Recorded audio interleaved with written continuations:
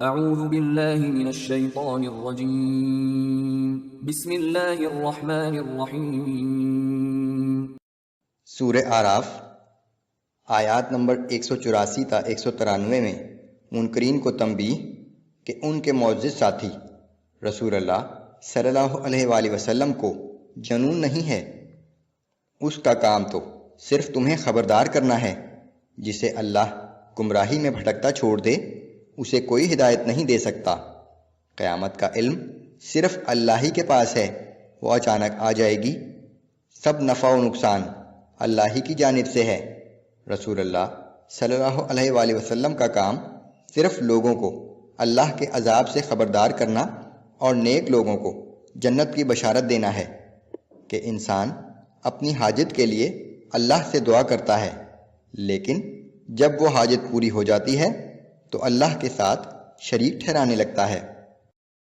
اعوذ باللہ من الشیطان الرجیم اولم يتفکروا ما بصاحبهم من جنہ ان هو الا نذیر مبین۔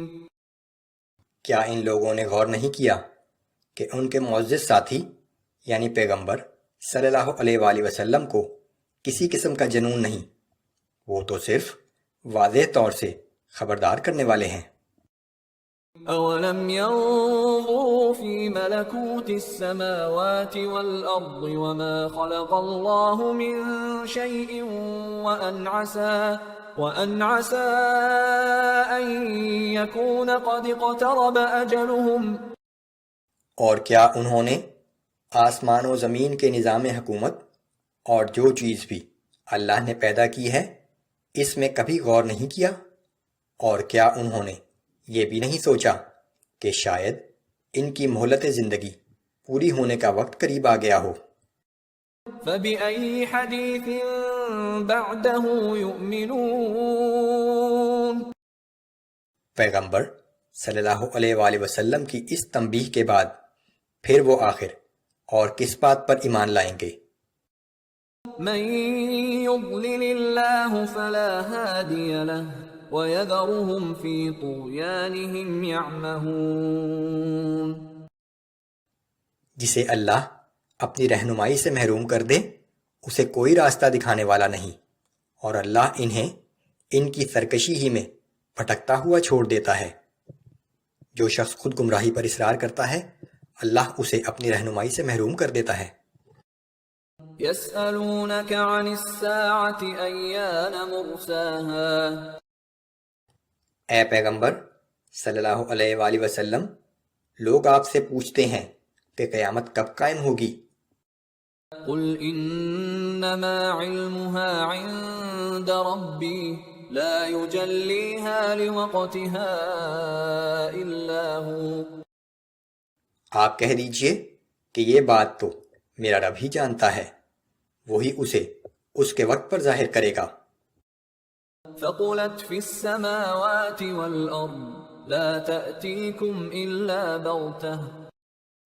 اور یہ آسمانوں اور زمین میں ایک بہت بڑا حادثہ ہوگا جو تم پر اچانک آن پڑے گا۔ يسألونك كأنك حفي عنها۔ لوگ آپ سے اس طرح دریافت کرتے ہیں جیسے آپ اس کے متعلق بہت تحقیق کر چکے ہیں۔ قل انما علمها عند الله ولكن اكثر الناس لا يعلمون۔ آپ کہہ دیجئے کہ قیامت کا علم تو صرف اللہ ہی کے پاس ہے، لیکن اکثر لوگ اس حقیقت کو نہیں جانتے۔ قل لا املك لنفسي نفعا ولا ضرا الا ما شاء الله۔ آپ فرما دیجئے کہ میں تو خود اپنی ذات کے لیے نہ کسی نفع کا اختیار رکھتا ہوں اور نہ کسی ضرر کا، مگر جو اللہ چاہتا ہے وہ ہوتا ہے۔ وَلَوْ كُنْتُ أَعْلَمُ الْغَيْبَ لَاسْتَكْثَرْتُ مِنَ الْخَيْرِ وَمَا مَسَّنِيَ السُّوءُ۔ اور اگر میں غیب کا علم جانتا تو بہت سی بھلائیاں حاصل کر لیتا اور مجھے کبھی کوئی نقصان نہ پہنچتا۔ ان انا الا نذیر وبشیر لقوم یؤمنون، میں تو محض ایک عذاب جہنم سے ڈرانے والا اور جنت کی بشارت دینے والا ہوں ان لوگوں کے لیے جو ایمان لے آئیں۔ هو الذي خلقكم من نفس واحدة وجعل منها زوجها ليسكن إليها، وہ اللہ ہی ہے جس نے تمہیں ایک جان سے پیدا کیا اور اسی کے جنس سے اس کا جوڑا بنایا تاکہ وہ اس کی رفاقت میں سکون حاصل کرے۔ فلما تغشاها حملت حملا خفيفا فمرت به، پھر جب مرد نے عورت کو ڈھانپ لیا تو اسے ایک خفیف سا حمل رہ گیا جسے لیے ہوئے وہ چلتی پھرتی رہی۔ فلما أثقلت دعوا الله ربهما لئن آتيتنا صالحا لنكونن من الشاكرين، پھر جب وہ زیادہ بوجھل ہو گئی تو دونوں میاں بیوی نے مل کر اللہ سے جو دونوں کا رب ہے دعا کی کہ اگر تو نے ہم کو صحیح سالم بچہ عنایت کیا تو ہم تیرے شکر گزار ہوں گے۔ فلما آتاهما صالحا جعلا له شركاء فيما آتاهما فتعالى الله عما يشركون، مگر جب اللہ نے ان کو ایک صحیح و سالم بچہ عطا کر دیا تو وہ اللہ کی اس بخشش و عنایت میں دوسروں کو اس کا شریک ٹھہرانے لگے، حالانکہ اللہ ان کے اس شرک سے بہت پاک و بالا تر ہے۔ أَيُشْرِكُونَ مَا لَا يَخْلُقُ شَيْئًا وَهُمْ يُخْلَقُونَ، کیا وہ ان ہستیوں کو اللہ کا شریک ٹھہراتے ہیں جو کسی چیز کو پیدا نہیں کر سکتے بلکہ وہ تو خود اللہ کے پیدا کیے ہوئے ہیں۔